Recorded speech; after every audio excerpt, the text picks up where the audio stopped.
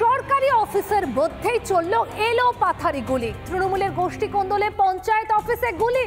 হাওড়ার বাঁকড়ায় গুলিতে জখম কমপক্ষে ৩ জন। অভিযোগের তীর প্রাক্তন পঞ্চায়েত সদস্যের বিরুদ্ধে। বাঁকড়ায় শুট আউটের ঘটনায় রিপোর্ট তলব করল নির্বাচন কমিশন।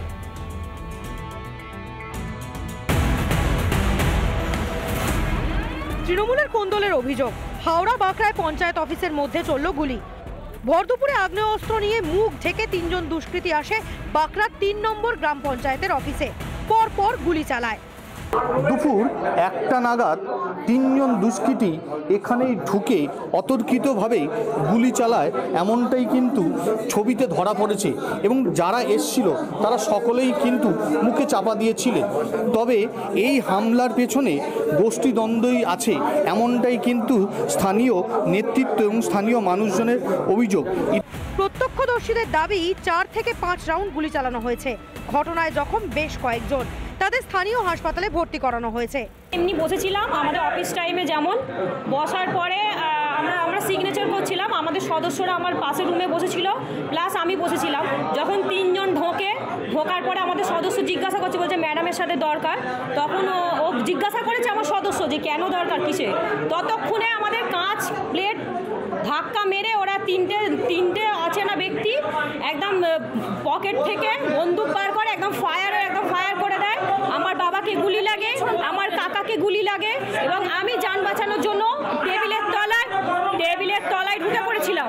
দিয়ে আমি কিন্তু আমাকেও টার্গেট করেছিল, আমি বন্দুকটা তার কাছ থেকে হাত থেকে কেড়ে নিয়ে কিন্তু আমি ততক্ষণে পালিয়েছি একটা বন্দুক রেখে। পঞ্চায়েত প্রাক্তন এক সদস্যের মদতপুষ্ট দুষ্কৃতীরাই এই গুলি চালিয়েছে বলে অভিযোগ। সাজিদই করবে, এছাড়া কারণ ওনার সাথেই আমার এখন দ্বন্দ্ব বেরোচ্ছে, উনি লোক পাঠিয়েছে, শেখ সাজিদ। হ্যাঁ, এই সময় আমার সাথে আমার সদস্যরা, আমার কর্মচারীরা সবাই এখন আতঙ্কিতর মধ্যেই আছে। ঘটনায় পঞ্চায়েত অফিসের সামনে শুরু হয় তুমুল বিক্ষোভ। স্থানীয় তৃণমূল বিধায়কের বিরুদ্ধে ওঠে স্লোগান।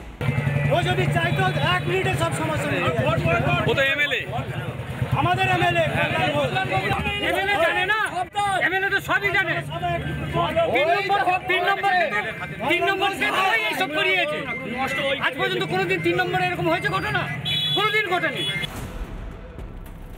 ঘটনাস্থলে পৌঁছে তদন্ত শুরু করেছে পুলিশ, নামানো হয়েছে র্যাফও। দুপুর 1টার দিকে এখানে কিছু দুষ্কৃতী সংখ্যায়, যেটা আনুমানিক 3 জন সবাই বলছে, মুখ ঢাকা দিয়ে আসে এবং পঞ্চায়েত প্রধানের যে অফিস চেম্বার এবং তার পাশের চেম্বার, দুটো চেম্বারই ওরা গুলি চালায়। সমস্ত দিক ক্ষতিও দেখছি, ডিভিআর আমরা সিজ করেছি এবং সিসিটিভি ফুটেজ দেখে আমরা আশা করছি খুব তাড়াতাড়ি আসল দুষ্কৃতীদেরকে এবং এর পেছনে যারা সবাইকে আমরা চিহ্নিত করে। সব মিলিয়ে ভোটের আগে তৃণমূলের কোন্দলে অগ্নিগর্ভ পরিস্থিতি বাঁকড়ায়। সিসিটিভি ফুটেজ কিন্তু বাজেয়াপ্ত করে শনাক্তকরণের কাজ শুরু হয়েছে। হাওড়া থেকে রিপাবলিক বাংলার জন্য বিশ্বনাথ দাস।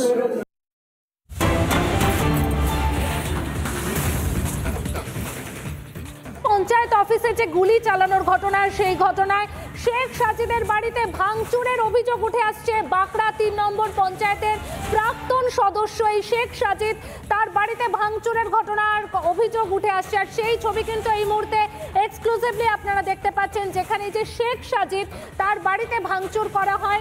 বাঁকড়া 3 নম্বর পঞ্চায়েতের প্রাক্তন সদস্য এই শেখ সাজিদ হাওড়া বাঁকড়া 3 নম্বর গ্রাম পঞ্চায়েতের ভেতর গুলি চালানোর অভিযোগ দুষ্কৃতীদের বিরুদ্ধে। পুলিশ সূত্রে যেটা জানা যাচ্ছে যে 3-4 জন দুষ্কৃতী মুখ ঢাকা অবস্থায় এসে বাঁকড়া 3 নম্বর গ্রাম পঞ্চায়েতের ভেতরে গুলি চালায়।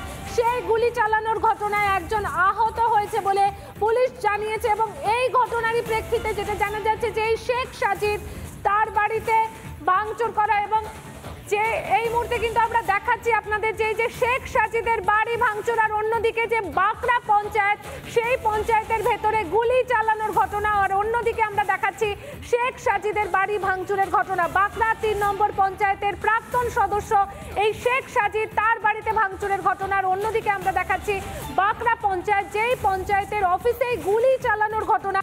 বুক ঢাকা অবস্থায় 3-4 জন দুষ্কৃতী প্রবেশ করে এবং তারপরেই কিন্তু যেটা জানা যাচ্ছিল যে 3 নম্বর গ্রাম পঞ্চায়েতের ভেতরে গুলি চালায়। সেই গুলি চালানোর ঘটনায় গুরুতর আহতও হয়েছেন একজন। আর সেই ঘটনার প্রেক্ষিতে কিন্তু শেখ সাজিদের বাড়িতে ভাঙচুর চালানো হয়, এমনটাই কিন্তু অভিযোগ উঠে আসছে শাসকের কোন্দল।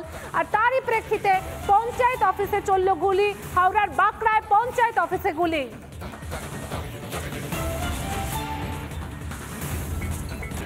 নমস্কার, আপনারা দেখছেন রিপাবলিক বাংলার, আপনাদের সঙ্গে আমি রয়েছি পায়েল। জেলার সমস্ত গুরুত্বপূর্ণ খবর নিয়ে শুরু করছি জেলার সদর। আজকে শুরুতেই একটা খবরের দিকে নজর রাখি। আচমকাই বিকট শব্দ, এরপরই উড়ে এলো ভারী ভারী লোহার টুকরো। কোথাও ভাঙলো দোতলা বাড়ির কার্নিশ, কোথাও বাড়ির ছাদ ভেঙে ঢুকে গেল ঘরের মধ্যে, কোথাও ঘরে ঢুকে ভাঙলো মেঝে। বৃহস্পতিবার সকালে এভাবে আতঙ্ক ছড়ালো জামুরিয়ায়। পরে জানা গেল স্থানীয় একটি বেসরকারি কারখানায় বিস্ফোরণ, আর তার জেরেই ঘটেছে যাবতীয় ঘটনা। আতঙ্কে এলাকাবাসী, কারখানার গেটের সামনে চলল তুমুল বিক্ষোভ।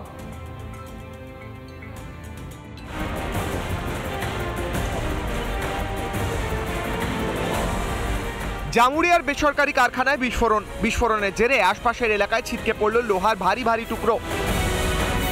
কারখানায় বিস্ফোরণ, আর সেই বিস্ফোরণের জেরে, বিস্ফোরণের তীব্রতায় একেবারে যে মোটর, কারখানার যে বড় ধরনের মোটর, সেই বড় মোটর পার্টস একেবারে খুলে ভেঙে চৌচির।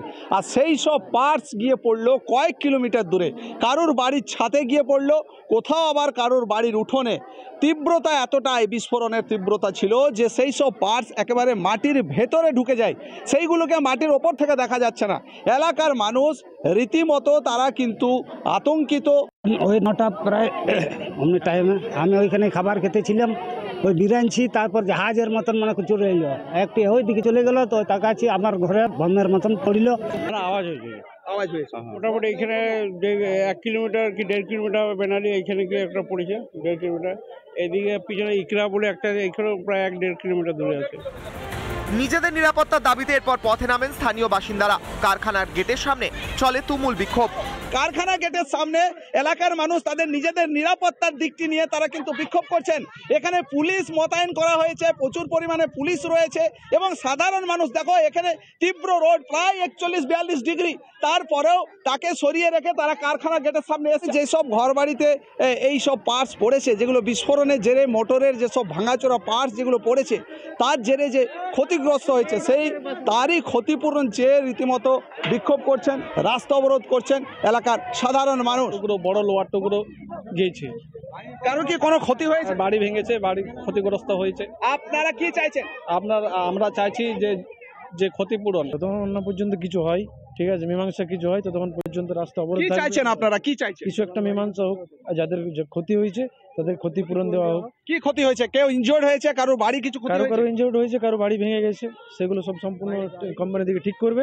মরে গেলে কালকে ওর খোঁজ খবরটা কে নিত? কোন নেতা নিত না, কোন মন্ত্রী নিত না, কোন পুলিশ নিত? তো মরে গেলে কি হতো?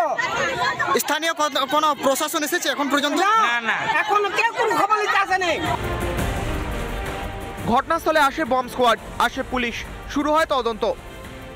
যদিও বড় ধরনের কোনো দুর্ঘটনা ঘটেনি, বড় সড়ো দুর্ঘটনার হাত থেকে রক্ষা পেয়েছে এই যদুডাঙ্গা এবং জামুরিয়া যে কারখানা, সেই কারখানার আশেপাশের এলাকার সাধারণ মানুষ।